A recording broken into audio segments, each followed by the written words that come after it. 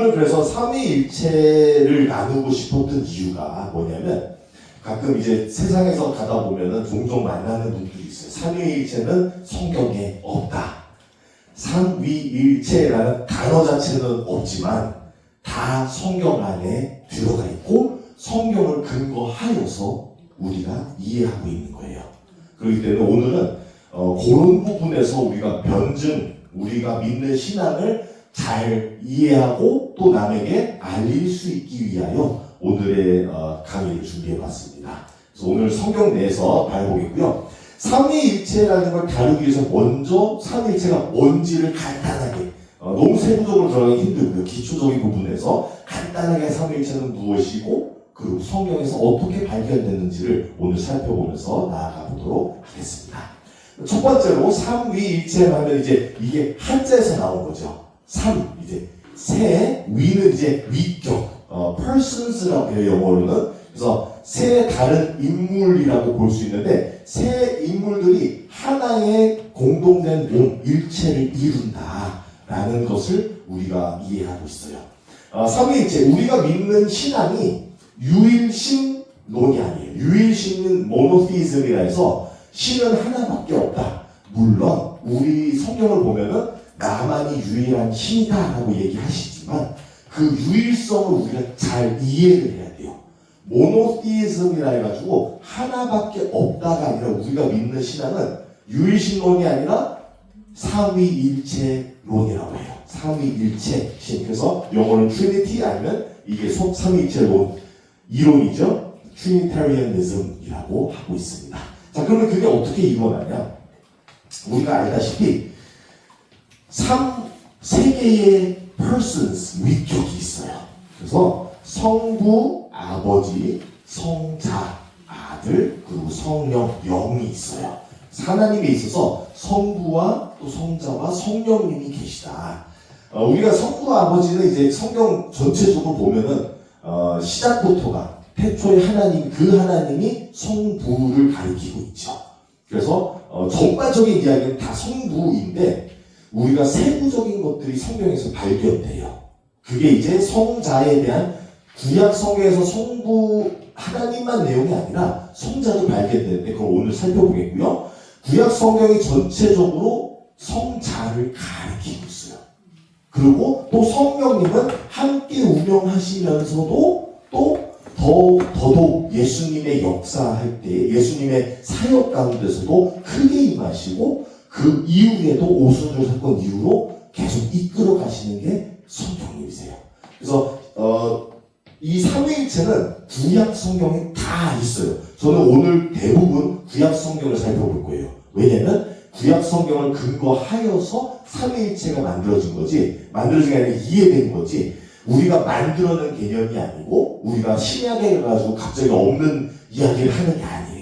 다 구약에서 등장하고 있고 이루어지고 있는데 우리가 그 용어와 이런 미묘한 차이를 이해를 못하기 때문에 놓친 거지, 잘 살펴보면 다 들어있다. 그걸 오늘 살펴보는 거고요. 그리고 성부 하나님, 성자, 성령님 다 같이 삼위일체를 이룬다. 세 위격이지만 동일된 본질. 그래서 본질이라는 건 substance라고 해요. same substance라 해서 다 동일한 본질. 어떤 본질이나 인간이 아니라 하나님, 영적 신격. 그래서 신이다. 동일하게 신이다. 그러면서 이 세 다르면서 동일한 신이 하나 일체를 이루는 걸 우리가 어떻게 그 연합을 이해하냐면요. 위격적 연합이라는 굉장히 고급스러운 용어를 사용하고 있어요. 위격적 연합. 그 영어로는 hypostatic union이라 한다라고 하고 있습니다. 네. 그래서 뭐 솔직히 고급스러운 용어까지 알 필요는 없어요. 하나님이 삼위일로 보고 있구나. 요것을 오늘 잘 살펴보면서 더욱더 알아가면 좋겠습니다. 자, 그래서 이제 요거는 간단히 다 말씀드리자면 세상, 우리 인간과의 관련된 이 역사 안에서 우리 인간을 만드신 것도 하나님이시지만 이 세상을 운영하는 것도 하나님이시잖아요. 보면은 큰 역할들이 있어요. 그래서 뭐냐면 성부 하나님이 천지를 성부 하나님만 한 건 아니에요. 다 하신 거 나중에 또 살펴볼 건데 삼위일체 하나님 우리를 다 창조하시고 근데 성부 하나님이 이제 창조를 좀 더 주도적으로 했더라면 이 성자는 거기에서의 타락에서의 문제를 해결하기 위해서 조금 더 구속 사역을 더 감당하셨다라고 한다면 그 이후에 그 구속받은 우리는 뭘 해야 되냐? 하나님을 닮아가야 되는 거죠. 그래서 성령님이 그 이후로 더욱 우리의 성화되는 과정을 잘 인도하고 계신다. 성령님과 우리가 더불어 살아야 되는 거죠.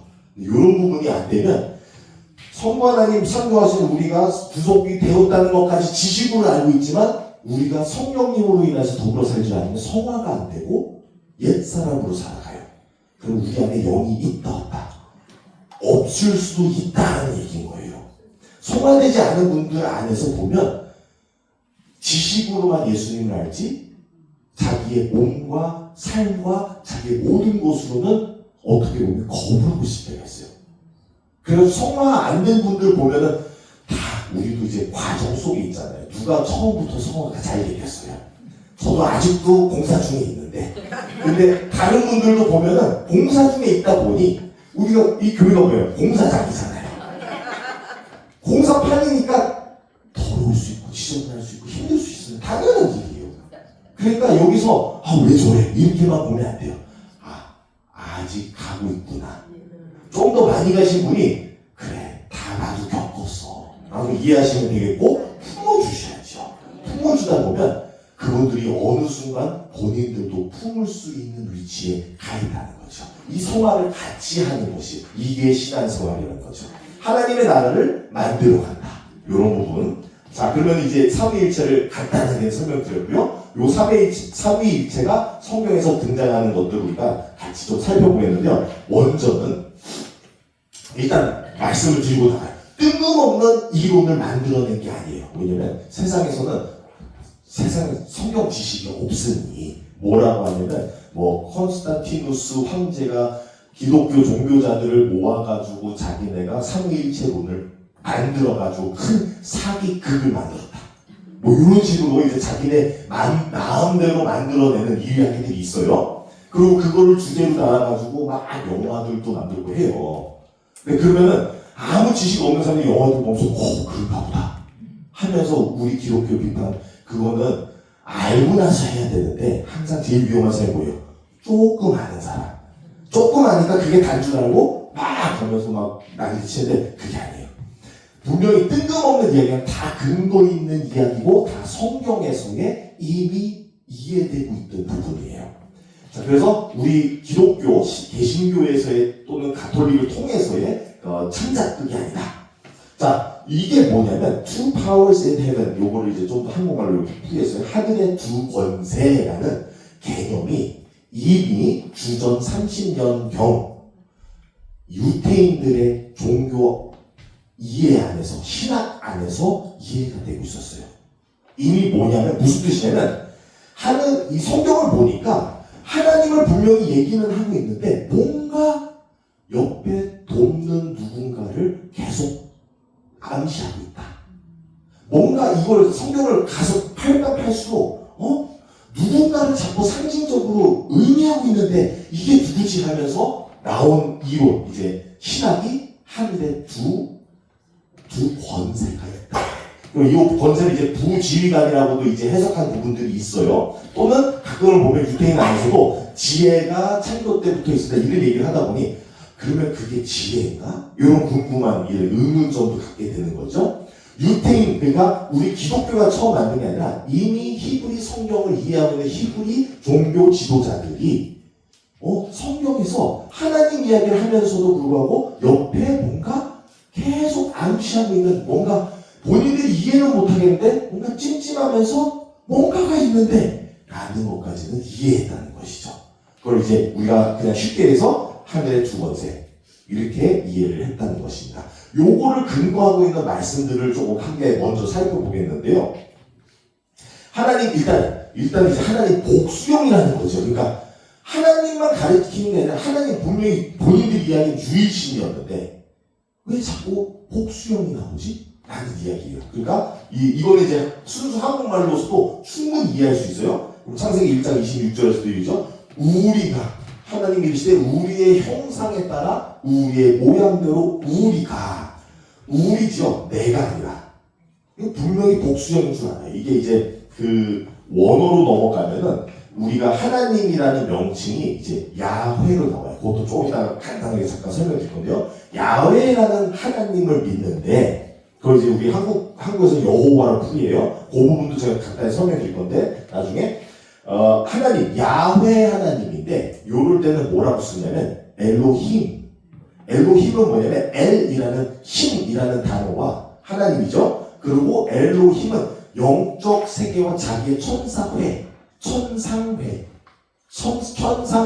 참여한 천사들 겸 영적 그 지도자들 이 그룹을 상징할 때에 엘로힘을 많이 쓰는데요. 그런 부분에서 본인을 엘 아니면 야훼라고 쓰지 않고 자기 명칭을 엘로힘이라고 쓸 때에 복수다. 단수가 아니라 복수다. 그럼 왜 복수를 쓰셨나라는 부분인 거예요. 요것도 알게 될 거예요. 그러면서 여기 또 있죠. 창세기 11장 7절 말씀에서도 바벨 탑사건인데 그때 뭐라 해요? 자, 우리가 내려가서 한번 보자. 그러니까 복수인 거예요. 그러니까 히브리 학자들도 보는 거예요. 성경 말씀 자꾸 보는데 왜 자꾸 하나님이 스스로를 복수로 얘기를 하시지? 의문이 드는 거예요. 그러면서 이제 하늘에 두 권세가 있겠구나라는, 그러니까 하나 외에 더 많지만 그 더 외 많다고 하면은 뭐가 돼요? 그러면 이제 다신론이 되는 거죠. 그러니까 그건 아니고. 근데 그러니까 분명히 유일신은 맞는데 그를 돕는 누군가가 있는 것 같다. 그래서 그렇게 부지휘감 같은 의미를 두고 있고요. 그 다음에 이제 그 하늘의 두 권세를 근거하고 있는 단어 문헌을 잠깐 볼 거예요. 창세기 19장 24절 말씀에 보면 여호와께서 하늘 곧 여호와께로부터, 자, 요게 얼핏 그냥 쑥 읽어버리면 잘 몰라요. 뭐냐면 내가 하늘 곧 나로부터라고 볼 수 있겠지만 왜 굳이 분리하냐는 거예요. 예를 들자면 하나님이 다른 부분들 이렇게 잘 보면 주로 단수형식으로 나올 때에 뭐라고 하시냐면 야훼라고 나올 때는 내가 명하여, 내가 명령, 내가 말하노니 이렇게 나와요. 근데 마치 내가 있고 근데 또 내가 나로부터 무언가, 그러니까 나와의 별도의 존재와 같은 느낌으로서의 그분에게서 일어나는 이런 식으로의 묘사가 될 수 있다는 거죠. 이걸 이제 히브리 학자들이 발견하게 되는 거예요.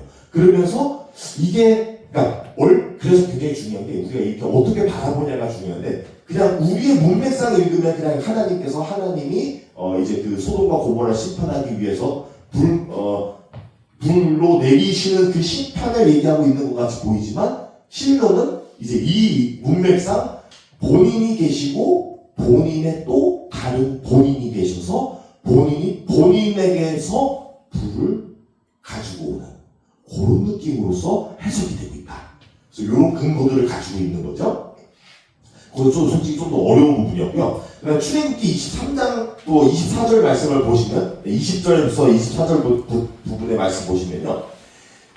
내가 사자를 보내요. 그래서 내가 사자가 이게 요것도 나중에 더 살펴볼 건데 간단히 지금 말하면 말라크라고 해가지고 천사라는 걸 얘기하고 있어요. Angel of the Lord인데요. 내가 사자, 우리 한국 번역이 사자로 되어 있어요. 다. 그래서 천사를 보내는데 천사가 내 앞서서 보내기를 길에서 이게 뭐냐면 이제 이집트 인도하실 때에 하나님께서 내 앞에 너희를 인도할 사자를 보낸다. 라고 하는데 본인과 사자를 분리시켰죠. 분명히 이해가 되죠. 이 부분에. 본인 야훼가 계시고 본인이 보내는 천사가 있어요. 사자가. 그런데 나중에 보면 요거 내용은 나중에 더 세부적으로 살펴볼 건데 그를 열받게 하지 말라. 그가 용서 안 할 수 있다. 요게 나중에 가서 이해하시면 용서하는 거는 하나님밖에 할 수가 없는 일이에요. 근데 사자가 용서를 안 한다는 거예요. 그러니까 이 부분들을 조금 이따 더 설명드릴 거니까 그러면서 내 이름이 그 안에 있다. 그 사자 안에 있다. 이게 뭐지? 그냥 아무 의문 없이 지나가면 아무도 몰라요. 근데 의문점을 두고 깊이 있게 살펴보다 보니까 뭔가 무슨 뭔가를 다른 걸 상징하고 있는 것 같은데 이게 평범한 사자가 아닌데 평범한 하나님이 운영하시는 천사가 아닌데 라는 것을 알게 되는 거예요. 왜? 다른 천사들과는 분리가 돼 있어요. 하나님의 이름이 자기 그 천사 안에 있다는 거예요. 이 부분도 나중에 가지만 이런 부분에서야 뭔가 하나님 외에 본인의 이름이 담겨있는 다른 또 존재가 부지의관 같은 누군가가 있나 보다 라는 이런 부분을 생각해야 되고요. 자, 또 세 번째 광고, 세 번째 근거는 시편 110편 1편 이것도 나중에 또 다시 나올 건데요. 여호와께서 내 주에 요게 이제 다윗의 이 시편인데 또 나중에 언급되죠. 예수님께서 자기 근거를 할 때 여호와 여기 야훼예요. 야훼께서 내 주에게 이게 내 주는 뭐냐면 야훼의 주가 아니라 다윗의 주님이죠. 다윗의 하나님이 다윗의 주님께 얘기를 하는 거예요. 에게 말씀하시기를 내가 여기 야훼가 내 원수들로 그러니까 내 원수들로 내 발판이 되게 하니까 이게 다윗 이야기가 아닌 거예요. 시편에서는 뭘 얘기하냐면 내 주의 원수들을 내 주의 발판 안에 삼아버리겠다 이렇게 얘기하고 있는 거예요. 그러니까 이런 것을 보면서 그리고 또 그가 어디에 있어요? 그는 야훼의 오른쪽에 앉아 계신 거예요. 그죠? 그러니까 우리는 이미 예수님을 알고 있으니까 무슨 얘기하는 건지 다 알 수 있어요. 근데 유대인들은 예수님 믿지 않죠? 그럼에도 불구하고 성경을 보니까 뭔가 본인들이 이해 못하는 뭔가가 있어요. 뭔가를 자꾸 암시하고 예시하고 있는데 그게 뭐지 하고 있는 거예요. 이해되시죠? 그런 부분으로 이해를 하시면 되겠습니다. 나중에 저희가 왜 믿는지는 근거를 더 세부적으로 들어가겠고요. 그 다음에 그런 이런 부분에서 예수님이 이제 메시아를 모르니까 이 말씀들을 모르지만 나중에 예언하시죠. 예수님께서 이 본문을 가지고 와가지고 뭐라냐면 그럼 여기서 여기 야훼는 누구 여기 내 주는 누구냐 너네가 이거 답할 수 있으면 내가 너희가 질문한 거 답해줄게 하는데 뭐예요? 이게 본인에 대한 의미 얘기인지를 예수님이 직접 알고 계신 거죠. 요거는 이제 신약 성경에 들어와서 이해가 되는 거고요. 자, 그래서 하늘에 두 권세가 있다는 것 마지막으로 나가겠습니다. 다니엘 7장 13절 말씀 보시면 내가 여기 다니엘이에요. 다니엘 환상 밤에 꿈을 보면서 환상을 보는데 환상 중에 인자 같은 여기 인자도 중요한 용어예요. 이제 Son of Man이라고 하는데 이게 하나님의 그 부지휘관 같은 분을 메시아라는 그 왕만이 아니라 하나님 보내주신 구세주라는 분을 인자라는 이 용칭을 예언자들이 선지자들이 계속 쓰고 있어요. 그러니까 하나의 문맥이 되버리고 하나의 전통이 되는 거죠. 이제 인자라고 나오면 뭐냐? 분명히 메시아를 얘기하고 있다라고 이해하고 있는 거예요. 근데 이 메시아가 뭘 하냐면 같은 이가 하늘의 구름을 타고 요것도 메시아적 용어예요. 뭐냐면 영적 세계에서 이 피조 세계로 들어오는 것도 하늘의 구름 타고라는 의미를 상징적으로 풀이하고 있는 거고요. 또 위에서 아래로 계급적인 부분에서도 이해할 수 있는 거고요. 그러니까 이 메시아는 분명히 영적에서 피조 세계로 그리고 위에서 우리 아래로 보내준다라는 것을 얘기하고 있죠. 그리고 이 분이 뭐예요? 옛적부터 항상 계신 이다 라고 얘기해 주고 있어요. 그러니까 인자가 하나님은 옛적부터 계셨던 분인 줄 알죠 우리가? 근데 메시아가 그러니까 이제 이걸 그냥 시적으로 풀이하고 이걸 그냥 환상으로 이해하고 이렇게 할 수 있지만 실질적으로 더 깊이 파보면은 인자라는 분을 우리가 이해하는 것보다 더 많은 해석을 끼워놓고 있는 거죠. 그러니까 유태인들도 다른 물론 올바르게 해석해야 되는데 모르는 데서 이런 부분이 계속 붙으니까 본인들도 이 메시아 사상이 부풀린 거예요. 예전부터 계셨던 분 얼마나 대단한 분이시길래 이렇게 되는 거예요. 근데 실질로 신이 올 수 있다는 거는 이해를 할 수가 없는 거죠. 실질로 하나님이 성육신 하셔서 우리의 죄를 위한 이런 그림은 못 그리고 있는 거예요. 자, 근데 이런 근거들 뭔가 있다라는 걸 이해하시면 되겠습니다. 그래서 하늘에 두 권세가 있다는 것까지는 이해를 해 나갔다. 자, 하나님의 형상을 보시면요, 하나님의 형상 자체에서 삼위일체의 기본적인 이론이 나와요. 근데 그게 우리가 이제 흔히 알고 있는 말씀이지만 요거를 삼위일체의 시각으로 한번 다시 보면은 새롭게 보여요. 자, 창세기 1장 26절에서 27절 말씀인데요. 자, 이거 다 아시는 이야기예요. 하나님이 이르시되 우리의 형상을 따라 우리의 모양대로 우리가 사람을 만들고, 사람이라는 게 원어로 보셔야 돼요. 원어가 뭐냐면 아담이라고 나와요. 사람이라고 하면 아담. 자, 그러면 이 아담이라는 존재를 만드셨는데 이 아담이 어떤 아담인지 볼게요. 그래서 뭐 자기가 만든 피조 세계를 다스리라고 하시고, 이게 다시 말해서 하나님의 자기의 형상대로 만드셨죠. 아담을 자기 형상과 자기의 형상대로 아담을 창조하시되, 아담이라는 존재는 뭐예요? 남자와 여자를, 두 다른 인격을 한 일체로 묶어서 아담이라고 부르신다. 이해되시죠? 지금까지는 우리가 그냥 사람이라고, 그러니까 한국말 이게 좀 이따 다시 말씀드릴 거예요. 원어로 봐야 이해가 되는 게 있어요. 그리고 이 미묘한 점을 놓쳐버려요, 번역은. 그러니까 사람이라고 우리가 번역을 해석해버리니까 어떻게 되냐면 그냥 문맥상 사람을 만드셨고 사람이 남자 여자 있지 이렇게 이해해요. 그게 아니라 아담이라는 존재를 만들었는데 이 아담이라는 존재는 일 안에 이위일체인 거죠. 그러니까 남자와 여자가 둘 다 있어서 일체일 때 이루어지는 게 아담인 거예요.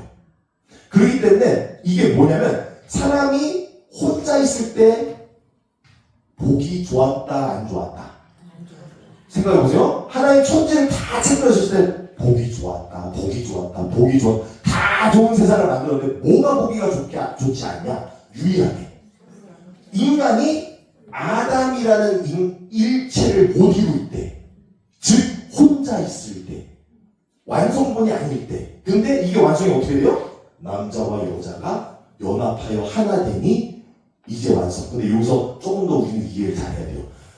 하나님이 함께, 남자와 여자와 하나님이 함께 하실 때에 아담이 완성본이 되는 거예요. 이게 뭐냐면 타락전이죠. 그러니까 분명히 삼위일체가 맞는 거예요. 그러니까 하나님도 삼위일체지만 우리 인간도 만드실 때 삼위일체형으로 만드셨어요. 이거를 모르기 때문에 오늘날 교회 안에서도 그래 혼자 살아도 돼. 혼자 사는 게 무슨 사탄이 원하는 거예요. 혼자 살면 안 되는 이유가 있는 거예요. 보시기에 안 좋았다는 게 괜히 말하는 게 아니에요. 우리 어르신들이 그냥 결혼하라는 게 아니에요. 연합을 원하시는 거예요. 솔직히 조금 그냥 세상적으로만 본다면 인간이 혼자 두면 망가져요. 자연은 그대로 놔두면 풍성하게 번성하는데 인간 혼자 두면 망가져요. 둘을 둬야 지지고 먹고 공사를 하면서의 그래도 붙어 살다 보니 둘이 그래도 나름의 인간이 되어가지, 요게 없으면 인간 덜 된 인간인 거죠. 하나님 보시기에 좋지 않은 인간이에요. 공동체도 외국들 신앙도 똑같아요. 여러분 가나안 성도 들어보셨죠? 가나 뒤집어서 안 나가, 교회 안 나가도 돼. 나는 영성 있어. 굉장히 잘못 생각하는 거예요. 교회에 왜 나오냐면 치여서 안 나오는, 치이는 곳이 교회 맞아요. 왜 치일까요? 보세요. 쇠 도구를 만들 때도 쇠 도구를 만들기 위해서 쇠로 내리쳐요. 인간을 다스리고 인간을 만들려면 뭐로 내리쳐요? 인간으로 내리치는 거예요. 맞잖아요. 인간을 두드려고 만든 곳이 교회예요. 그래서 인간이 되는 거예요. 근데 이 과정이 싫어가지고 도망가고 회피하고 혼자 있겠다? 이거는 인간이 못 되는 거예요. 이게 모든 게 다 근거가 있는 거예요. 근데 그래서 아담은 혼자 있으면 안 되고 하나님과 더불어 공동체로 있어야 되는 걸 이미 삼위일체로는 인간, 하나님의 형태가 그러기 때문에 인간도 그 형태에 맞춰서 만드셨다. 이해되시죠? 이 삼위일체론이 우리가 새로 뚝딱 만들어낸 게 아니에요. 하나님의 형상이 삼위일체예요. 그리고 우리 인간도 그 형태에 따라서 만드셨다. 자, 창세기 5장 1절에서 2절 말씀 또 볼게요. 이게 이어서 가는 거예요. 이것이 아담의 계보라 해가지고 하나님의 모양대로 만드셨죠. 남자와 여자. 아담을 만드시고 그 아담은 혼자 있는 게 아니라 남자와 여자. 그래서 창조하시고 그들의 이름을 아담이라 한다. 이게 덧붙여서 말씀드리는 거예요. 확실하게 이게 만들어낸 게 아니라 확실하게 뭐예요? 남자와 여자 하나님의 형상이란 아담으로 이루어진다. 그래서 아담 사람이 되는 거예요. 그렇게 이해하시면 되겠습니다. 요건 더해주시는 거, 더해서 설명드리는 거고요. 자, 그 다음에 또 창세기 2장 그래가지고 이게 요거는 이제 그냥 또 흥미로운 2장에서 21절에서 24절의 말씀 남자가 뭐냐면 그래서 여기서 히브리어로 이시라고 나와요. 그리고 이시에서 나온 게 이샤일 거예요. 남자에서 여자를 낳았다. 그리고 이 남자와 여자가 남자에서 나왔기 때문에 뭐예요? 뼈 중에 뼈요, 살 중에 살이 만든 거지요. 나와 일체가 되기 때문에. 그게 다 하나는 거예요. 이 형상이, 이게 하나님의 형상이기 때문에. 좀 다르게 말씀드릴게요. 그럼 예수님은 어디서 나왔어요? 아버지에서 나온 거예요. 성령님도 아버지에서 나온 거예요. 서로가 서로의 일체인 거예요. 우리의 하나 인간의 형상 보면 아버지의 형상을 보고 이해할 수 있기 때문에.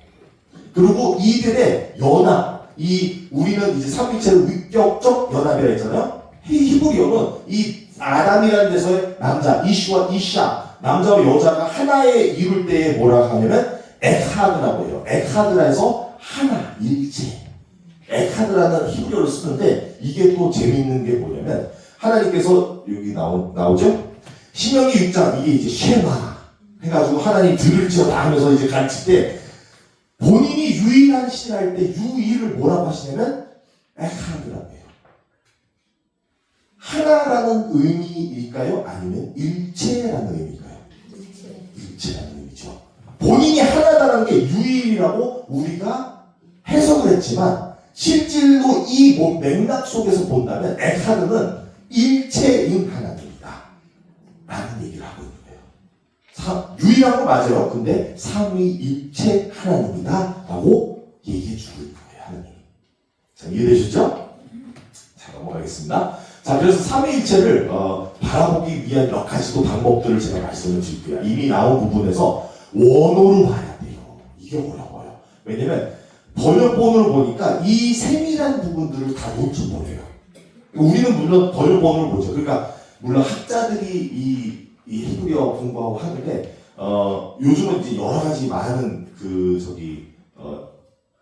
프로그램들이나 여러 가지 인터넷으로도 가능하기 때문에 다 찾아보실 수 있어요. 근데 물론 그렇다고 해가지고 다 찾아봐도 무슨 얘기가 무슨 말인지 모를 수 있어요. 하지만 원어로 봐야 그 세밀한 부분이 보인다.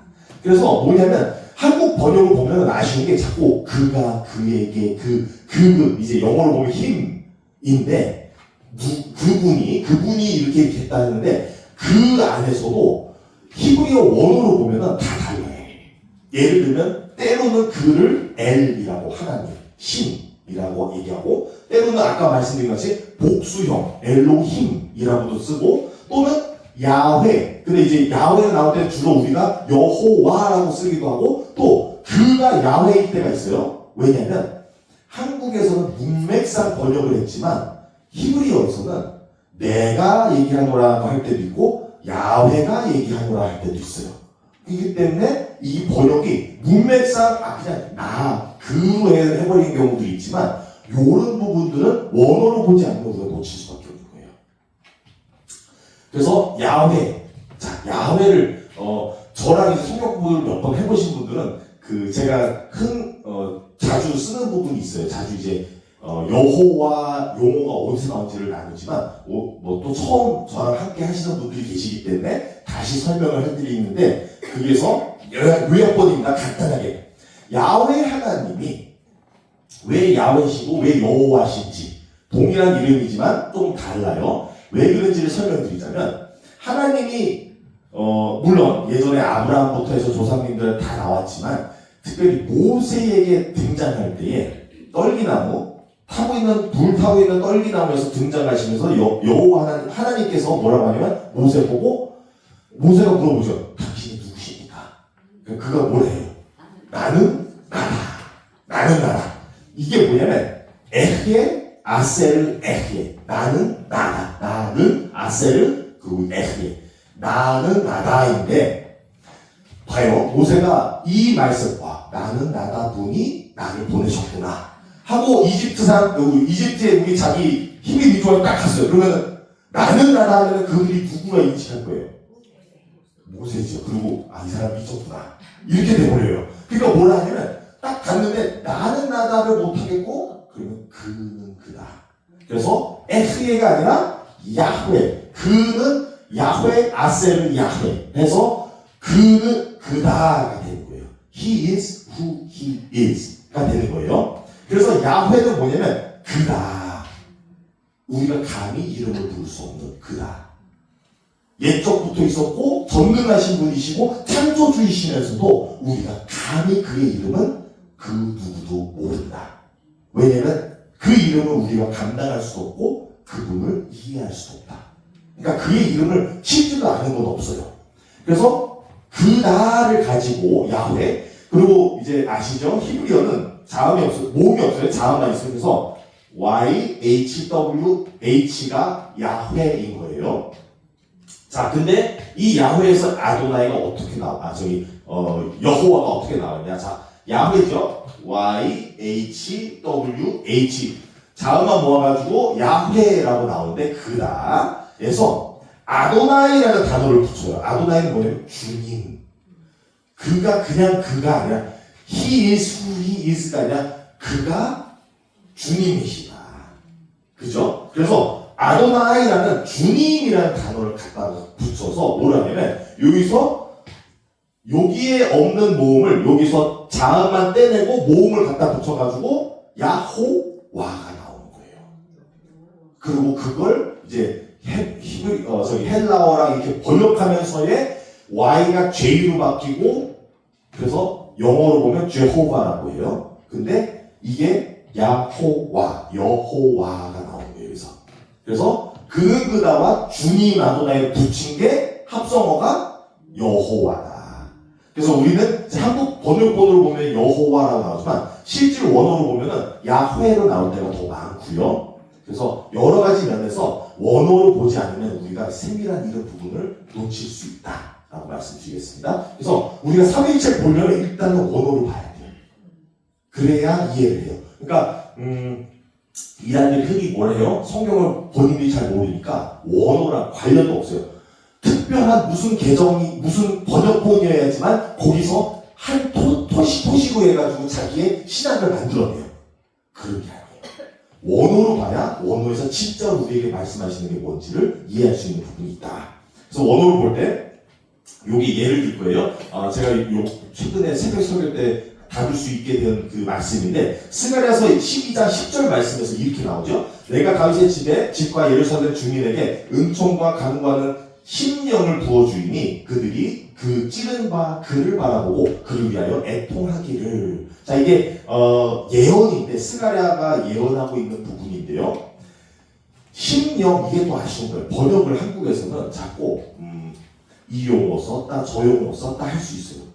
그래서 원어를 봐야 되는 게 루아 이게 그래서 일부러 여기서 그 히브리어가 그 소리가 많이 나요. 그때 저도 옛날에 그 이스라엘 친구에서는 목이 항상 쉬어 있어요. 하루 그러고 하니까 그래서 루아 하는데 이게 성령 심령 아니죠? 성령. 그러니까 번역을 제대로 하려면은 성령이라고 하는 게 더 우리에게 필요로 우리에게 용어적으로도 친근하게 나오는데. 그렇지 않고 이 용어 썼다, 저 용어 썼다, 때론 영이라고 썼다 이렇게 바꾸는 거예요. 또는 기운, 호흡 이렇게 물론 같은 동일어가 되지만 성령이다. 우와. 그러니까 성령을 보내서 성령을 부어줄 때, 성령을 받았을 때에 그들이 찌른 그를 바라보면서 애통할 거다. 이스라엘 사람들이 누굴 찔렀어요? 예수님을 찔렀죠. 물론 로마 군병이 찔렀어요. 근데 이제 유태인들이 주도하여서 예수님 십자가를 못 박게 하고 그를 다리 부러뜨리지 않고 차로 역을 찔렀어요. 찔른 그를 바라보며 그들이 애통하게 되는 날이 오는데 그 찌른 막 그일 때 여기 한국말로 그냥 그라고 다 해버렸어요. 그리고 제가 보니까 여기서 문제가 뭐냐면 헬라어부터가 문제예요. 헬라어가 다 그로 해버렸어요. 히로 해버렸어요. 근데 원어로 보니까 그가 여기서 L로 나와요. 이거 무슨 뜻이에요? 그들이 찌른 그가 그냥 아무나 히가 아니에요. 하나님이다. 이게 뭐예요? 예수님을 근거해 줄 수 있는 문헌이 되는 거예요. 왜냐면 찌르름을 받은 예수님이 누구예요? 하나님이라고 이 온 말씀에서 알려주고 있는 거예요. 우리가 찌른 게 누구다? 하나님이다. 엘이라고 얘기하고 있어요. 그러니까 원어로 보지 않으면 우리가 놓칠 수밖에 없는 부분이 있다라는 점을 이해하시면 좋겠습니다. 두 번째는 요거는 이제 그 예시들을 제가 좀 넣었는데 그래도 흥미롭게 좀 갈게요. 요게 또 뭐냐면 예언도 이게 삼일체를 이해하기 위해서 이런 여러 가지 단계들로 이렇게 묘사될 때도 있다라는 부분에서 이야기들 요거는 그냥 이제 솔직히 삼일체보다는 예언에 대해서 이해할 때에 3단계가 주로 많이 나와요. 영어로는 이제 듀얼이라 해가지고 두 개의 단계의 의미다라고 하지만 솔직히 예언들이 거의 3단계로 나와요. 그래가지고 이 단계들 제가 여러 가지 예를 들었는데 거기서 몇 가지만 할게요. 예를 들면 1단계는 주로 개인적인 선지자 개인에게 바로 성취되는 일일 때가 있어요. 그러면 그게 뭐를 묘사하냐면 그럼으로 인해서 공동체 이스라엘이 곧 당하게 될 미래에 당하게 될 일을 먼저 보여주거나 예시할 때가 있어요. 근데 그게 이스라엘만 당하고 끝나는 게 아니라 세계적인 우리에게 종말 때에 마지막 때에 우리 모두에게 일어날 일을 예시하고 암시하고 있다라고 볼 수도 있다는 거예요. 3단계식으로 되어 있다. 그리고 그게 아까 지금 들은 부분에서 때로는 여기서 선지자 개인이 아니라 아예 이스라엘 민족을 하고 다루고 있으면 그게 주위 국가들까지도 다가올 심판이 될 수 있고 그리고 종말에서 세계 우주적 인간만이 아닌 피조 세계까지 전체가 다 심판으로 나아가게 될 수 있다. 그러니까 이런 단계별로 예언들이 항상 세 단계로 다 나누어지고 있습니다. 그래서 쉽게 또 시기적으로 시대로 얘기한다면 시간적인 부분으로 가까운 미래가 이 예언될 때가 있다면 그 다음이 먼 미래에서 일이 일어날 거 얘기하고 있고 그리고 종말론적으로 최종적으로 일어날 일을 암시하고 있을 때가 있다. 예언들은 이렇게 3단계로 보시면 되겠어요. 자, 그러면서 요거까지만 하고 나머지 좀 넘길게요. 제가 요것도 그냥 이제 임마누엘이라는 것을 좀 3단계로 보는 부분으로 함께 나눠보겠습니다. 이사야서 7장 14절에 나오는 내용을 기반으로 하여서 아하스 유다의 12번째 왕 시기에 이들의 회복을 예언을 하죠. 그래서 이들의 회복을 예언할 때 이사야가 예언하는데 뭐라고 하냐면 우리가 흔히 아는 이게 뭐냐면 예수님 시대 때 요거 같이 볼게요. 예수님 시대 때 처녀가 잉태하여 아들을 낳으리니 라는 이제 우리가 그 구절로 임마누엘이라는 걸 이해하잖아요. 자, 여기서 처녀라는 게 여기서는 히브리어로 알마라고 해서 여기서는 솔직히 우리가 이제 처녀라고 봤지만 뭐냐면 젊은 여자. 그러니까 아직 남자와 결혼 안 한 여자. 당연히 처녀인 거죠. 그런 부분에서 아직 애를 낳지도 않은 이 여자가 결혼해서 애를 낳을 때쯤이면 이미 하나님의 구원을 임마누엘 하나님이 함께 하신다는 구원을 너희가 보게 될 것이다. 그리고 그게 성취됐어요.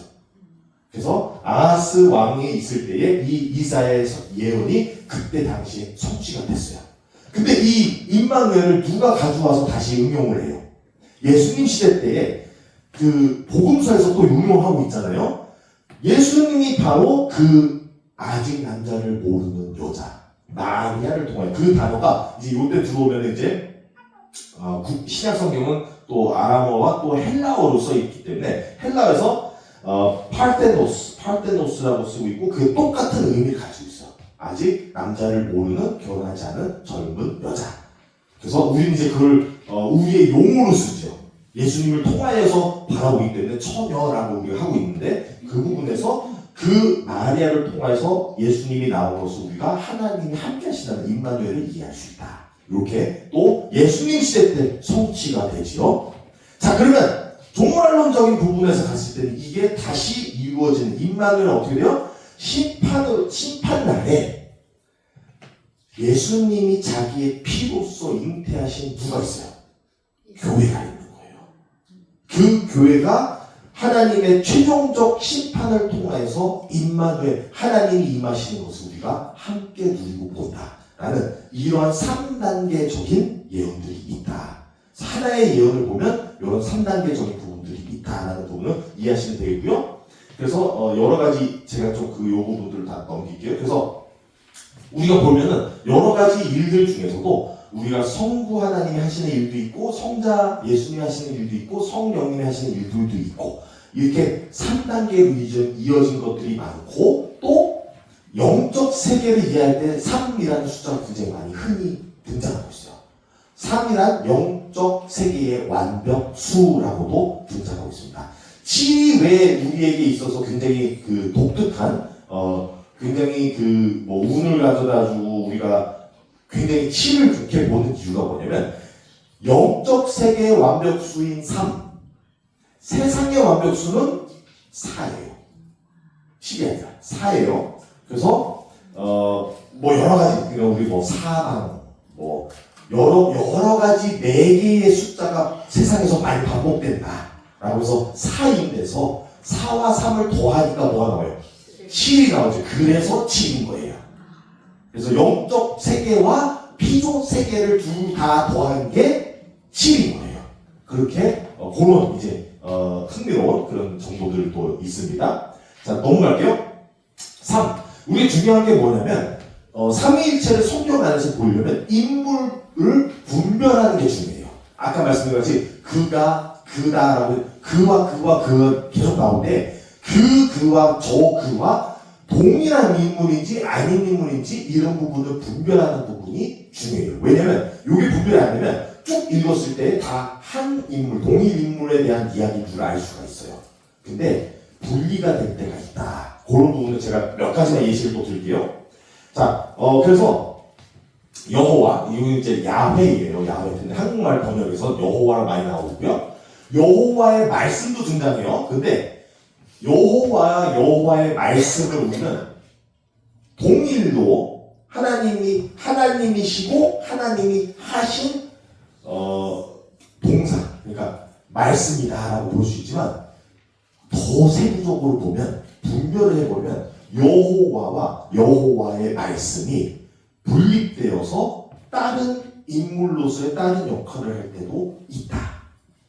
그러니까 이거를 우리가 그냥 흔히 내가 나의 말씀으로 라고 이해할 수 있겠지만 뭐냐면 나와 말씀이라는 존재가 따로 있고 내가 말씀이라는 존재를 통하여 무엇을 할 수가 있다라는 이런 인물 분별하는 부분이 굉장히 중요하다는 거예요. 이게 삼위일체를 볼 수 있는 방법이에요. 그래서 이런 부분들 제가 또 더 세부적인 예시를 나중에 들어가고요. 그 다음에 이 중요한 거 이것도 나중에 다룰 거예요. 여호와의 사자. 그러면 여호와가 있고 여호와의 말씀이 있고 여호와의 사자는 무엇이냐? 자, 이 여호와의 사자를 했을 때 제가 아까 이것도 좀 이따 설명드릴 건데 사자가 아니라 천사예요. 말라크라는 단어고 천사인데 이 천사 여호와의 천사와 그러니까 때로는 이제 엘로힘 말라크라 할 때도 있고 야훼 말라크라 할 때도 있어요. 이 여호와의 천사와 그냥 천사와는 달라요.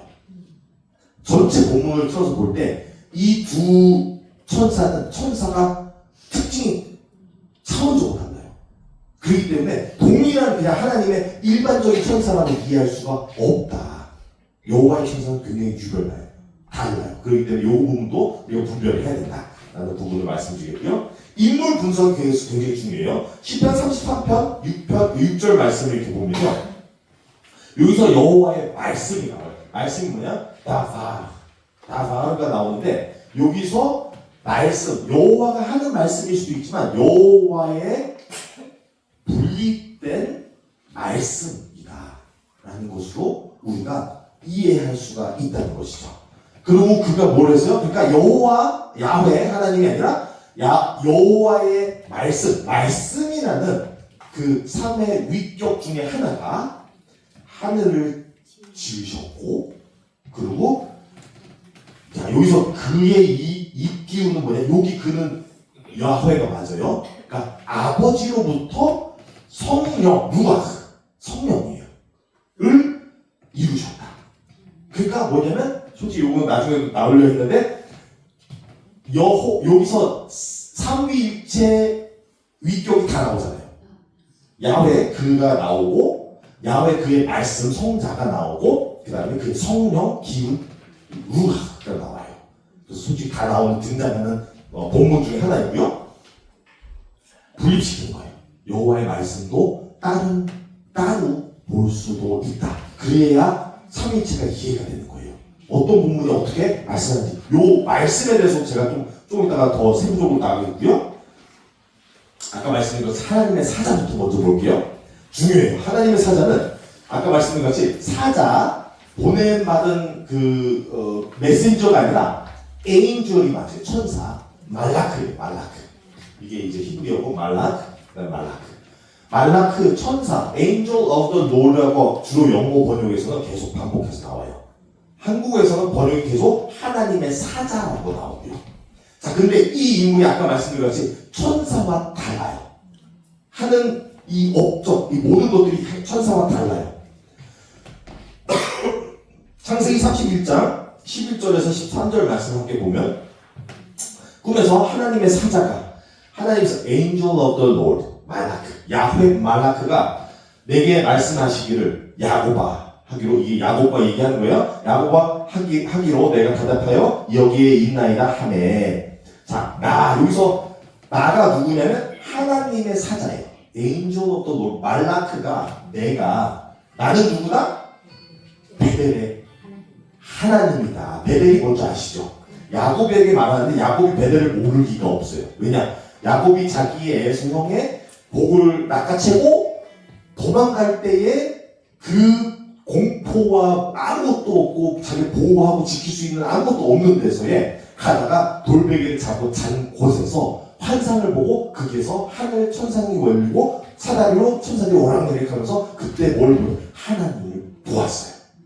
그러고 나서 깨가지고 놀래서 거기다가 돌로 제단을 쌓고 거기서 내가 하나님을 본, 여기는 하나님의 집이다. 물론 이제 시장적인 용어, 이 다른 차이들이 있지만 여기서 하나님의 집, 아까 말씀드린 하나님, 집, 하나님의 집이다라고 했는데 그 하나님의 집에서 본 하나님이 누구예요? 하나님의 사자인 거예요. 말라크를 봤어요. 그러니까 잘 봐야 돼요. 야훼 하나님을 거기서 만난 게 아니라 에인조돌 말라크를 벳엘에서 받고 그 벳엘에서 만난 말라크가 지금 야곱에게 얘기하면서 뭐라고 하냐면 거기서 너가 기둥으로 기름을 붓고 거기에다가 내게 소원하였고 이거 다 그 베델에서 일어난 일들을 증언하고 있어요. 그럼 무슨 뜻이냐? 그때 만난 건 야훼 하나님이 아니라 말라크다. 그러면 이게 뭐지? 왜 말라크를 만났는데 말라크가 보세요. 감히 우리가 하나님의 집을 이름을 걸고 이게 내 집이다 할 수 있어요? 그러니까 물론 우리 이제 죄송합니다. 질문이 어려울 수 있어요. 하나님의 집, 물론 우리가 하나님의 자녀니까 그것도 우리 집이 될 수 있죠. 근데 일차원적으로 봤을 때 하나님의 집은 하나님의 것이에요. 근데 그 집의 주인이 나다라고 감히 누구도 얘기할 수 없어요. 근데 여기서 누가 그래요? 말라크가 내가 그 베델의 주인이다 라고 하면 뭐예요? 이 말라크에 대해서는 우리가 다시 살펴봐야 돼요. 하나님의 사자는 다른 거예요. 천사 아니에요? 천사 감히 그러면 뭐가 날아가요? 다른 분이에요. 말라크는. 자, 창세기 45장 15에서 16절 말씀 볼게요. 여기서 야곱 똑같아요. 야곱이 이제 요셉과 자기의 손자들 이렇게 축복해주는 자리인데 요셉을 위하여 축복하여 이르되 내 조부 아버지 아브라함과 아버지 이삭 섬기던 하나님, 그들이 섬긴 하나님 나오죠. 여기 엘로힘으로 나와요. 엘로힘. 그리고 나의 출생부터 지금까지 나를 기리신 하나님 엘로힘 나와요. 동일 인물이죠. 지금 동일 인물이 얘기하고 있어요. 누구의 이름으로 빌어서 축복을 해줘야 되기 때문에 나를 모든 환난에서 건져내신 하나님이 나와야 되는데 여기서 뭐가 나와요? 하나님의 사자가 나와요. 말라크가 나와요. 자, 여기서 하나님 나오고 여기서 하나님 나오고 여기서 하나님은 하나님이어야 되죠. 말라크가 나와요.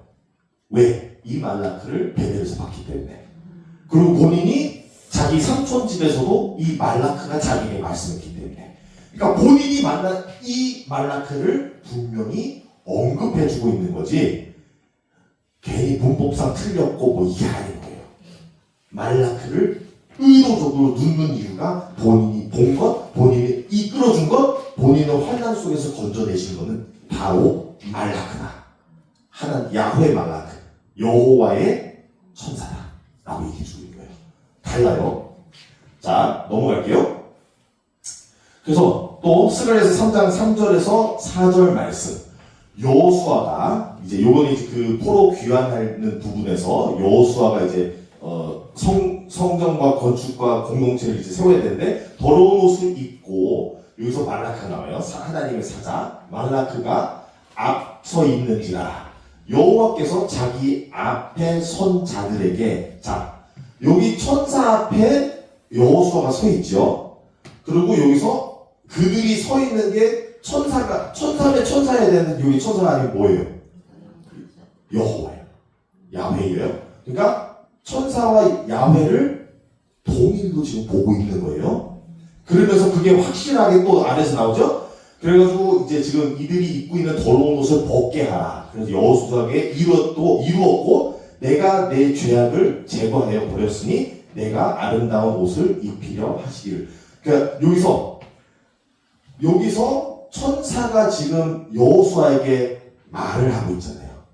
여기서는 여호와가 여호수아에게 말을 하고 있잖아요. 이게 두 다른 인물이 아니라 동일 인물이 여호수아에게 얘기하고 있는데 그가 바로 말라크인 거예요. 그리고 죄를 제거했어요. 죄를 제거할 수 있는 분이 누가 있어요? 하나님 외에는 그 누구도 용서할 수 있는 권리가 없어요.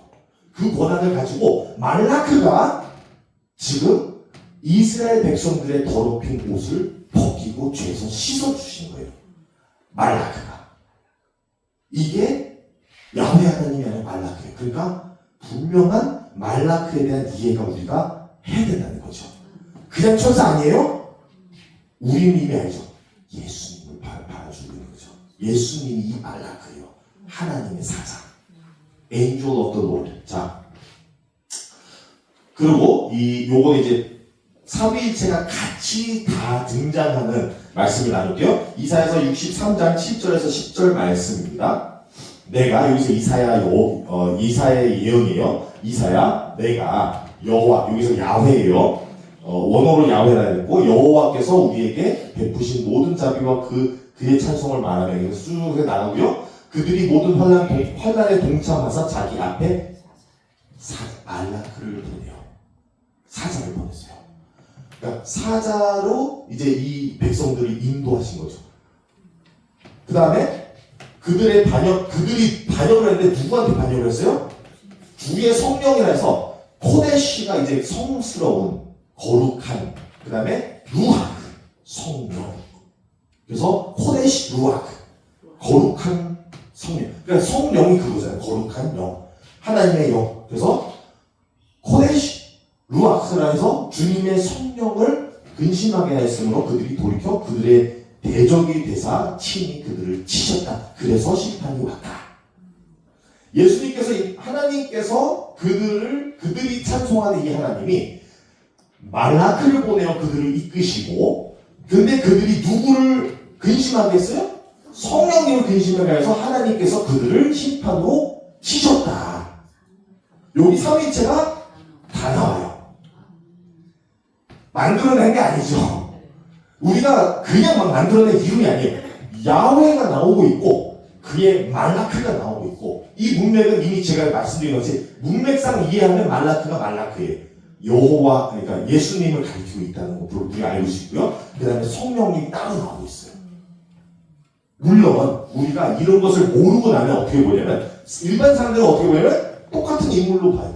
이게 그러니까 동일한 인물에서 본인 자신과 본인이 그냥 이거는 이제 다른 본인이 보낸 그 일꾼으로 보고 있고, 그 다음에 본인의 마음을 힘들게 근심하게 했다, 이렇게 이해할 수 있는데, 그게 아니라 분명한 분리해서 모든 인물을 분리해서 볼 수가 있어야 돼요. 이게 다 등장하고 있기 때문에. 자, 또 하나의 문맥을 보여드릴게요. 세 개가 다 등장하는데요. 이사야서 48장 12절 그리고 16절 함께 볼게요. 야곱아, 내가 부른 이스라엘아, 내게 들으라. 나는 그니. 자, 일단은 제가 나 밝히지 않을게요. 나는 그니, 나는 처음이요, 나는 마지막이라. 자, 여기 처음이야 마지막이라는 그가 나와요. 그 다음에 이 그가 누군지를 알게 될게요. 너희는 내게 가까이 나와 이것을 들으라. 내가 여기 같은 나예요. 내가 처음부터 비밀이 말하지 아니하였나니 그것이 있을 때부터 내가 거기에 있었노라. 내가 누구냐면 옛 초부터 다 있던 분인데, 처음이요 마지막이고 내가 항상 있었던 분이다. 그분을 얘기해주고 있어요. 그리고 하셨느니라. 이제는 주 여호와께서, 보세요, 나와 분리가 돼 있어요. 주 여호와 아도나이 야훼께서 나에게, 처음이다 마지막이고 내가 비밀이 말한 적이 없는 나에게 그의 영을 보내셨느니라. 루아크를 보냈다. 그가, 야훼가 나인, 그러니까 여기 나가 누구예요 그러면? 예수님이죠. 말라크. 예수님에게 하나님이 그의 영, 성령, 루아크를 보내셨다. 이해되시죠? 세 개가 삼위일체, 삼위격이 다 등장하고 있어요. 요거를 얼핏 요 위에까지만 해서 이렇게 쭉 보잖아요. 여기 보기 전까지. 그러면은 나가 하나님인 줄 알아요. 당연히 여호와 하나님이다라고 하죠. 근데 그러다가 딱 여기서 보니까 갑자기 딱 분립되면서 나가 있었는데 나에게 누가 보내셨대. 주 여호와가. 그러니까 이게 뭐지? 할 수밖에 없는 거예요. 분립된 거죠. 그래서 성부 하나님이 성자 예수님에게 성령님을 보내셨다라는 얘기를 하고 있습니다. 자, 나갈게요. 자, 창조주, 이제 하나님, 창조를 하시는 분이 누구예요? 하나님이시죠. 삼위일체 하나님이십니다. 창조, 우리도 인간이 하나님의 형상에 따라 우리도 창조를 하는데, 우리의 창조는 뭐냐면 있는 것으로 있는 것, 유에서 유로 만들죠. 근데 오직 하나님은 무에서 유로 만드시는 게 하나님이에요. 창조를 하시는 분은 하나님이에요. 창조주 하나님이라고 부르죠. 당연히 성부 하나님은 그냥 전체 구약 성경에 도배되어 있고, 그가 창조주 하나님이고 전능하신 하나님을 다 알고 있잖아요. 그래서 제가 생략시킬게요. 성부 하나님 당연히 창조의 모든 주체이신데 성령님이 주체라는 거 아세요? 당연하죠. 이것도 삼위일체 이해한다면. 근데 우리가 특별히 그거를 분리해서 본 적은 없잖아요. 여기서 나와요. 욥기서 보시면 욥기 33장 4절 말씀, 하나님의 영, 루아크, 엘, 여기서 하나님이 엘로 나와요. 하나님의 루아크, 이 나 욥이에요. 욥이나 인간들을 지으셨대요. 창조하셨대요. 전능자 샤다이의 기운, 루아크, 성령님이 나를 살리시느니라. 성령님이 나를 만드셨고 성령님이 나를 살리시느니라. 이해되시죠? 창조주 하나님이 삼위일체 하나님이다. 우리는 주로 성부 하나님의 창조를 알고 있고, 성자 예수님의 창조는 이제 요한복음 가면 또 알게 되죠. 신약 성경으로 들어가면 그때 성령님이 동일하게 있었는데 우리가 주로 약하게 볼 때가 많이 있다. 자, 여기서 욥기 한번 더 볼게요. 욥기 26장 13절 말씀, 그의 입김, 여기서 입김이라고 번역됐지만 루아크, 성령님이 성령으로 하늘을 맑게 하시고 손으로 날렵한 뱀을 무찌르시나니. 자, 여기서 성령님의 역할을 같이 보여주고 있어요.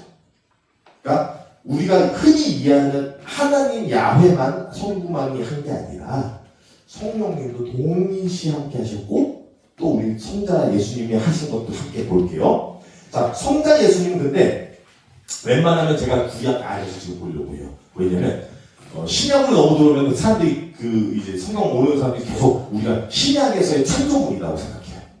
우리가 예수님을 어거지 끼워 맞췄다. 그렇기 때문에 구약으로 볼 건데요. 창조의 내용보다는 창조 생명을 주실 수 있는 분이 누구예요? 하나님밖에 없어요. 그죠? 아무리 지금 물론 좀 다르지만 인공지능이 발전되었고 그 전에는 뭐가 있어요? 클로닝이 굉장히 큰 화제였어요. 클로닝을 요즘 화제가 안 되는 이유가 클로닝을 아무리 잘해봐야 모든 지체를 다 만드는데 뭐가 없어요? 생명이 없어요. 생명을 누릴 수 있는 분은 하나님밖에 없어요. 왜냐면 하나님이 인간을 만드시고 뭘 했어요? 루아크를 부어 주셨거든요. 그래야 생명이 되는 거예요. 그래서 우리가 아무리 만들어봐야 우리가 생명을 줄 수 있는 분이 아니에요. 우리는. 그러니까 창조자 아니죠? 근데 여기서 예수님을 볼 수 있어요. 창조주 예수님. 자, 하갈의 이야기에서 나오는데요.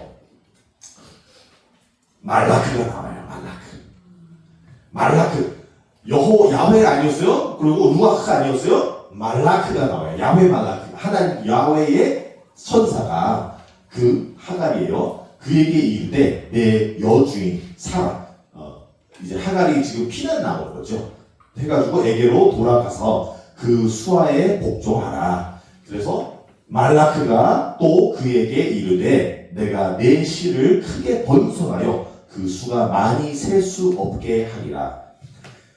풍성하게 생명을 주리라. 생명을 누가 줘요? 하나님이. 근데 이걸 얘기하는 분이 말라크다. 그러니까 예수 그리스도가 생명을 주시는 창조주 하나님이다 라는 얘기를 하고 있는 거예요. 자, 또 하나 볼게요. 여기서 창세기 16장 13절 말씀 하갈 이야기 계속 이어갑니다. 하갈이 자기에게 이르신 여호와의 이름을, 자, 여호와 이게 좀 아쉬워요. 한국말이 번역이 좀 아쉬운 부분이 많이 있어요. 저도 항상 보면서 그러는데 다시 해석을 드릴 거예요. 일단 읽을게요. 여호와의 이름을 나를 살피시는 하나님이라 하였으니 이는 내가 어떻게 여기서 나를 살피시는 하나님을 배웠는고 함이라. 이게 너무 아쉬운 게 뭐냐, 무슨 뜻이냐면 하갈이 이제 자기 스스로 하나님이 여호와의 사자 말라크가 떠나셨어요. 자기에게 복을 주고 떠나시고 하갈이 혼자 남아서 혼자 얘기하고 있는 거예요. 그러면서 뭐라 하냐면 어떻게 해서 내가 여기서 하나님이라 불러요. 누굴 만났어요? 말라크 만났는데 여기서 말라크 하나님 동일하다는 걸 알고 있는 거예요. 하갈이 하나님을 만났는데 그러고 나서 이름은 뭐라고 하냐면 나를 보살피시는 하나님을 만났는데 하나님이랑 통일하면 말라크 만났는데 말라크죠. 말라크 나를 살피시는 이 하나님 그가 말라크다 알고 있어요. 그러면서 뭐라 하냐면 내가 그를 만났는데 여기서 배우는 고가 아니라 내가 그를 보았는데 아직 살아있다. 이건 어디서 나오냐면 그 고대 근동의 문화도 그러고 하나님 신을 보고서 살 자가 없다 해요.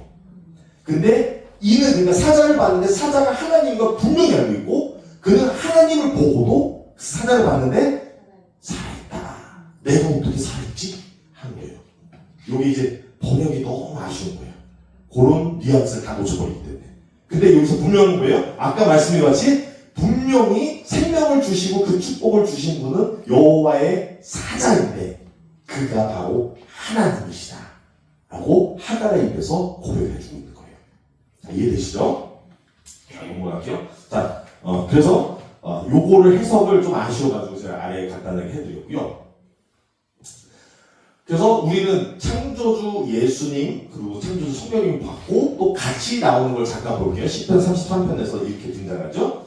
6절 말씀 여호와의 말씀 아까 말씀드렸죠. 말씀도 분립되어서 봐야 돼요. 그러면 다바르 해가지고 여호와의 말씀으로 하늘이 지음이 되었으며, 우리는 예수는 아니기 때문에 딱 보면 이해가 되죠. 여호와의 말씀, 이 말씀이 왜 말씀 사도 요한이 요한복음에서 괜히 말씀 쓰는 게 아니에요. 그리고 그 말씀이라는 게 헬라어에서 등장하는 철학적인 부분도 맞지만 이미 성경에서 말씀이라는 것을 이미 다른 그 하늘의 두 권세로서 이해를 하고 있었던 거예요. 요한복음을 1장 1절에서 13절까지 그냥 쭉 읽잖아요. 그러면 처음 태초에 말씀이 계시고 하면서 쭉 읽잖아요. 그걸 히브리사, 그러니까 유대인들이 읽잖아요. 전혀 문제 없어요. 왜냐? 자기 창조 이야기를 다르게 번역하고 다르게 풀이한 게 맞아요. 근데 문제가 뭐냐면 14절을 넘어가면 그 말씀이 뭐가 되냐면 육신이 돼요. 여러분, 그리고 저랑 계속 성경 공부하시면 이게 육신하면 바로 머리에서 빡 떠야 돼요. 그죠? 그게 육신 예수님은 그 전에 뭐였어요? 돌을 주셨고, 돌과 대조되는 게 육신인 거예요. 그 육신을 오시고 육신을 주시고 그 육신을 우리가 먹고 마시고 그 육신과 더불어 살고, 이게 개념이 신약으로 들어오는 거예요. 그래서 여기서 말씀을 그냥 말씀이 아니라는 거예요. 그래서 이 말씀이 계속 우리가 그냥 쭉 지나가서 그냥 누가 말했다라고 이해할 수 있지만 그게 아니에요. 하나님의 말씀이 예수님이라는 말씀, 로고스라고 헬라어로 하죠. 말씀으로 하늘이 지음바 되었으며 그 만상을 그의 입, 기운, 루아흐. 이게 성령님으로 하면 좋은데 자꾸 이제 여기 이 단어 썼다가 저기 저 단어 썼다가 이렇게 하면 헷갈릴 수밖에 없어요. 원어로 보니까 대놓고 루아흐로 이루었다. 그러면은 이게 뭐예요? 성령님과 예수님이 함께 세상의 모든 것을 지으신 바 되었다. 얘기해 주는 거예요. 자, 하나님 말씀 부분을 또 함께 나눌게요. 사무엘 3장을 쭉 한번 볼 거예요. 그러면서 사무엘 3장에서 등장하는 내용들이 굉장히 재밌어요. 이 말씀전 부분인데 다바르라고 하죠. 이 사무엘 엘리 앞에서 이제 사사시대죠. 하나님이 각기 자기 소견대로 살던 시기, 다 죄짓고 살던 시기, 율법 버리고 그냥 자기가 율법인 시기. 그래서 이때에 엘리라는 제사장도 썩 그렇게 잘하는 제사장이 아닌 데서 사무엘이라는 이제 하나님의 그 귀한 선지자가 세워지면서 그가 여호와를 섬길 때에 봐요. 여호와가 나오는데 왜 여호와의 말씀이 따로 나와요? 그죠? 여호와를 섬길 때에 여호와를 섬기는데 그러면 여호와가 희귀하여라고 해야 되는데 뭐라고 딱 구별시키냐면 여호와의 말씀이 희귀하여 이상이 흔히 보이지 않았더라. 자, 또 하나, 말씀은 듣는 거죠. 보이는 거예요. 물론 환상으로도 볼 수 있겠죠. 근데 환상으로 본 걸 상징적으로 얘기할 수도 있겠지만 여기서는 이 말씀이 보인다고 해요. 보이는 분이에요. 이해되시죠? 이거는 우리는 이해해요. 예수는 아니기 때문에. 보이는 분이에요. 그때 잘 안 보였대요. 왜냐면 보일 때 또 말씀이라고도 할 수 있고 말라크라고 할 수 있죠. 그래서 보이지 않을 때, 자주 안 보일 때, 왜냐면 죄 짓고 있으니까 잘 안 보이는 거죠. 사무엘이 아직 여호와를 알지 못하고 바로 분립되어 있죠. 여호와도 모르고 하나님, 성부 하나님도 모르고 성자 예수님도 모를 때에 아직 그에게 나타나지 아니한 때라. 나타나는 분이에요. 보이고 등장하고 나타나는 분이에요. 그죠? 듣는 말씀이 아니라는 걸 우리가 알게 되는 거예요. 물론 그냥 자기 해석으로 해가지고 그냥 그렇게 보면 모르지만 문자적으로 해가지고 보면 이게 이해가 되는 거죠. 자, 넘어갈게요. 10절에서 여호와께서 임하여 서서. 자, 여기서 여호와가 임하기도 하고 등장하시고 또 서서. 여기서 임하는 솔직히 이제 to come이라서 가까이 다가와서 서 계세요. 안 보이는 인물이 와서 서 있고 하는 걸 우리가 알 수 있겠어요? 우리 투명인간이면 우리가 못 보죠. 못 보면 그가 섰는지 앉았는지 뭐하고 있는지 귀파고 있는지 코파고 있는지 몰라요. 근데 여기서 뭐예요? 가까이 와서 서 계시다. 보이는 거예요. 자, 전과 같이. 근데 여기서 이제 여호와라고 했지만 여기는 말씀인 거죠. 그러니까 말씀이 우리가 다가와서 서 계시고 전과 같이 사무엘아 사무엘아 부른지라. 그리고 사무엘이 이르되 말씀하옵소서 주의 종이 듣겠나이다니. 자, 여기서 그래서 여호와께서 여기서 그러니까 이 여호와가 이제 말씀인 거죠. 자기 앞에서 보이고 듣고 할 수 있는. 그래서 여호와께서 실로에서 다시 나타나시되 이제 그래서 사무엘이 이제 여호와를 만났어요. 야훼 하나님을 섬기면서 야훼 하나님만 아는 게 아니라 그의 말씀까지도 만났어요. 그럼으로써 이제는 여호와께서 어떻게 해요? 나타나시는 거죠. 이제 다시 사무엘을 통해서. 그리고 여호와께서 실로에서 여호와의 말씀으로 어떻게 나타나요? 말씀으로 나타나십니다. 말씀으로 사무엘에게 자기를 나타내십니다. 이해되시죠? 여호와 하나님이 계세요. 야훼. 그리고 그의 말씀이 따로 분립되어서 계세요. 그리고 그는 어떻게 돼요? 그는 보이고 임하시고 서 계시고 그리고 나타내시는 분이시다 라고 이해할 수가 있습니다. 자, 넘어갈게요. 자, 그러면서 이제 신약으로 넘어올게요. 왜냐면 구약을 충분히 보셨죠? 구약에서 다 있어요. 우리가 삼위일체를 구약에서 그냥 신약 들어와서 만들어낸 이야기가 아니라 구약 성경에 전체가 깔려있는데 그걸 볼 줄을 모르는 거예요. 보고 이해를 못하는 거죠. 그리고 우리 같은 경우 아쉬운 게 번역본만 보면 아무것도 모르는 거예요. 그렇게 해서 자, 말씀 있죠? 예수님의 말씀으로 삼위일체를 알리는 것도 우리가 볼 수 있어요. 신약으로 들어오면 예수님이 뭐라고 하시냐면 마태복음 28장 19절 말씀 자기 제자들에게 이제 이렇게 보내시죠. 그러므로 너희가 가서 모든 민족으로 제자를 삼아 뭐를 해요? 여기 삼위일체가 다 나오죠. 아버지와 아들과 성령님의 이름으로 세례를 주라고 해요. 뭐라고? 성부 아버지 나오고 성자 예수님 나오고 성령님 다 나오고 있어요. 우리 그래서 목사님들이 세례를 하거나 안수 축도할 때에 이 등장하는 삼위일체가 예수님의 말씀을 근거로 하고 있는 거예요. 그래서 우리는 어떻게 해요? 성부, 성자, 성령님의 이름으로 세례를 주고 베풀고 하는 거예요. 그리고 우리가 삼위일체라는 게 확정된 게 솔직히 말하면 예수님의 말씀을 통해서 확정된 거예요. 그 전까지는 이위일체인지 이제 그렇게 막 떠돌릴 수 있었지만 그리고 여기서 말라크 저기서 말씀 메시아인가 이렇게 해서 희미하게 있던 것을 예수님이 직접적으로 딱 종합해가지고 말씀해주면서 그리고 우리에게 명령하실 때에 딱 삼위일체를 딱 대놓고 보여주세요. 아버지와 아들과 성령님. 그리고 이거는 어떤 누구도 혼돈될 수가 없어요. 왜냐면 제자들한테 내내 하나님을 뭐라 불렀어요? 예수님께서 아버지 불렀는데 제자들 다 이거는 특별한 것도 아니지만 솔직히 그 당시에는 감히 하나님을 아버지가 잘 안 불렀어요. 그의 거룩한 이름을 그렇게 부를 수가 없다. 그래서 이 부분도 솔직히 예수님 간당간당한데 이렇게 봤어요. 그러다가 이제 본인이 하나님이라고 하니까 신성 못 오게 해가지고 갖다가 끌고 가서 잡아놓은 거잖아요. 자, 그래서 아버지 헷갈릴 수가 없어요. 아들은 누구예요? 당연히 아버지의 아들이 자기잖아. 자기 자신 얘기할 때 이렇게 아버지를 아는 거는 아버지에게서 온 나밖에 없고 아들밖에 없고 또 나로 인해서 아들을 통해서 아버지를 볼 수 있다. 이 얘기를 계속 수없이 하는데 누가 이거를 헷갈릴 수가 있어요. 그리고 예전부터 있었던 구약 성경부터 왔던 루아크. 내가 너에게 이 루아크를 보내준다까지 하고 설명을 계속 하셨는데 헷갈릴 수가 없어요.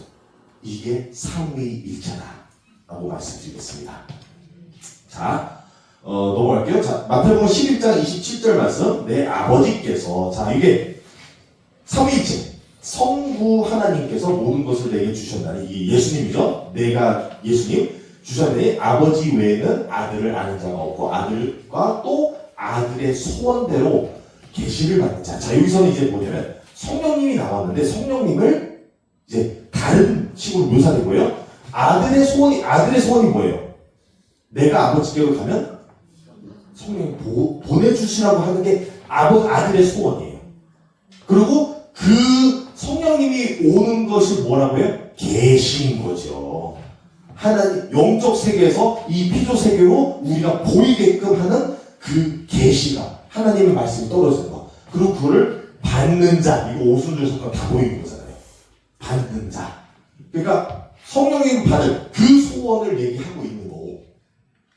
그리고 보내준다. 그래서 솔직히 이제 이번 제가 간략하게 요약해놨지만 요한복음 보시면 그 내용 그대로 이렇게 얘기해주고 있어요. 그래서 성령님을 보내주시는 얘기들 이렇게 나누고 있고요. 요 부분은 제가 거의 다 마무리 돼가고 있고요. 요 부분은 제가 조금 언급하고 싶었던 게 뭐냐면 항상 그래도 우리가 변증 부분만 중요한 게 아니라 우리가 뭘 믿고 뭘 지켜내는지만 중요한 게 아니라 주변에서의 일어나는 잘못된 교리도 잘 알아야 되는 부분이 있죠. 그런 부분에서 제가 다 설명드리지 않고 요점만 제가 나눠드리면 여러분들이 또 이거 면역력이라고 하죠. 그러니까 최근에 저 독가부서 나왔는데 그런 거예요. 면역력 가지면 비슷한 거 들어오면 나는 알겠다. 요 정도만 제가 나누겠습니다. 성령님, 루아크인데 이제 요거를 이제 이게 문제인 거예요. 뭐냐면 번역할 때 우리 한국 성경이 중국어를 통해서 번역될 때가 있죠. 그러니까 한자를 통해서 번역될 때가 있고 미국에서 또는 외국에서 영어에서 번역돼서 들어올 때가 있고 요게 같이 섞이면서 우리는 그래서 성령님을 뭐라고 해요? 보혜사 성령님을 해요. 보혜사 보면 지킬 보 은혜해 스승사. 그러니까 성령님을 높이 평가한 거 맞아요. 그거 높이가 아니라 충분히 그를 너무 우리가 약하게 보면 안 돼. 해가지고 최대한 노력을 하는 거죠. 그의 많은 역할들 보호하시는 것과 또 그가 부어지는 그 은혜와 그가 우리에게 진리를 알려주실 수 있는 선생님이 되는 그 모든 것을 포함하고 싶었던 거예요. 그러니까 한자로 보혜사라는 것을 넣었는데 이제 이 문제가 여기서 되는 거죠. 이거를 모르는 무식한 이단들은 교주들은 요거다. 그래서 막 꼬아가지고 여기에서 의미를 부어놓고 요 보혜사가 이름과 같이 나오고 요게 나다 하고 이렇게 꼬는 거예요. 계속. 그러니까 잘못된 것 보혜사가 뭔지를 모르니까 본인들이 신비하게 들리니까 우리가 평상시에 보혜사 들어본 적 없잖아요. 그러니까 요거를 신비한 거 요게 요점이다 라고 생각하는 거예요. 위험한 거예요. 굉장히 단순히 말씀드려서 헬라어로는 푸뉴마 하기오이래. 하기오가 아기오죠. 하는 뭐냐면 너라는 거고 아기오스가 뭐냐면 거룩함. 그리고 푸뉴마가 영인 거예요. 호흡, 영, 숨. 그리고 헬라어도 비슷해요. 히브리어도 비슷해요. 루아. 하코데시에서 하도 너 같은 거예요. 코데시가 거룩한, 루아크가 영. 그렇기 때문에 성령, 거룩한 영. 그래서 푸뉴마 하기오 또는 루아크 하코데시가 그냥 단순하게 성령님을 얘기하고 있는데, 그러면 저는 바랬던 게 오해 요소가 없기 오히려 중요한 건 뭐냐면 가끔은 우리가 부족 아닌 것을 덧붙이는 게 더 위험성이 있어요. 차라리 하나님의 말씀은 있는 그대로 간략하게. 그래서 성령님으로만 했더라면 어쩌면은 그 중에서 몇 개의 이단은 등장하지 않았을 수 있지 않을까 라는 이런 생각을 해보는 거죠. 그래서 간단히 말씀드리면 그래서 보혜사를 우리가 두면서부터 우리가 많은 이단들에게 성령님을 통해서 본인들이 교리를 짤 수 있게끔 요소를 준 거예요. 근데 그냥 간단하게 루아크 성령님으로만 했더라면 좋았겠다라는 개인적인 이제 소견을 말씀드리고요. 마무리하겠습니다. 자, 성경에서 삼위일체는 우리가 만들어낸 게 아닌 거 증명됐죠? 삼위일체는 성경에 다 드러나 있어요. 다 드러나 있고 하나님의 세 가지의 위격, three persons가 다 나오고 있어요. 그게 이제 다양한 모습대로 나오고 있고, 이 예수님이라는 신비한 이 존재를 그때는 신비하죠. 아직 모르니까 만난 적 없으니까. 그러니까 뭐 천사로 말라크라고도 나오고 말씀이라고도 나오고 그런 메시아라고도 나오고 여러 가지 다양한 용어들도 나오고 있어서 그게 뭔지도 모르고 그런데 그런 세 가지 위격이 다 나오고 있고요. 그게 또 동일한 본질이 나오고 있어요. 왜냐면 말라크가 여호와다라고 얘기하고 있으니까 그런 여러 가지 부분에서 그들은 다 동일한 본질 하나님이라는 본질을 가지고 있다. 그리고 각각 따로 노는 게 아니라 뭐를 해요? 하나의 집체 하나라는 게 뭐예요? 에카드 일체를 이루고 있다. 에카드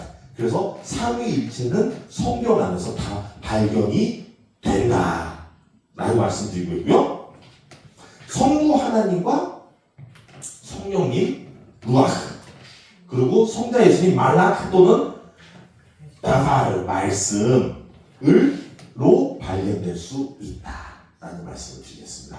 그래서 우리가 삼위일체가 성경에 근거하여서 우리가 만들어낸 게 아니라, 그리고 아까 좀 놓친 부분이 있는데 간단히 말씀드리면 하늘의 두 권세, 두 권능이라는 그 이론이 있었어요, 신학적으로. 근데 그 유태인들이 그거를 이단으로 명칭한 게 예수님의 제자들이 넘쳐나기 시작하면서 삼위일체론이 돌다 보니 굉장히 위험하다, 이것의 근거가 될 수 있으니까 해서 그때부터 폐쇄시켜버렸어요. 그래가지고 이 이위일체론을 없애버리고 그건 이단으로 추정해서 그 다음부터는 이 유태인 안에서는, 유대교 안에서는 이거를 절대 용납할 수 없고 이건 업신여기다 라고 해석하는데, 솔직히 말해서 그거는 성경에 없는 이야기가 아니라 성경에 근거된 이야기인데 그들이 우리 기독교가 잘하는 성장하는 것을 보고 두려워서 이단으로 추정이 된 거예요. 그러면서 이걸 알고, 그러니까 모든 유대인들이 다 이해하고 있는 건 아니기 때문에 그 부류가 사라지고 이단으로 되고, 그리고 나머지가 마치 그리고 역사가 쭉 흘러가니까 우리는 그건 모르잖아요. 그럼 뭐냐면 삼위일체가 만들어낸다, 기독교인들이 만들었다, 이렇게 나가지만 근거 자체가 이미 성경에서 다 나오고 있고 그 모든 이론이 이미 하나님의 형상부터해서 계속 우리에게 알려주고 있지, 우리가 보지를 못했지, 볼 줄 몰랐지, 보기 때문에 이제는 알 수 있다라고 말씀드리겠습니다. 자, 기도하겠습니다. 하나님 아버지 감사드립니다. 오늘 삼위일체 하나님을 만나 뵙습니다. 아버지께서는 성경 안에서, 성령님께서도 창조를 만드시며 성령님께서 우리를 인도하여 주시며 살아가는데, 아버지 우리가 때로는 삼위일체를 우리의 인생 속에서, 말씀 속에서도 놓치고 살 때가 많습니다.